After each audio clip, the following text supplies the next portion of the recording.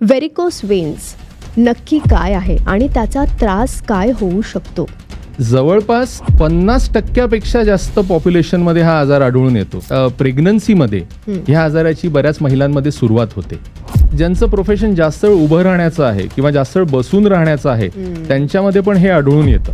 लठ्ठपणा, obesity, that increases the chances of varicose veins bye nearly 50%. याचे जे परिणाम आहेत हे किती घातक होऊ शकतात? खूप सिरियस कॉम्प्लिकेशन जो होऊ शकतो तो म्हणजे ना ब्लड क्लॉटिंगचा.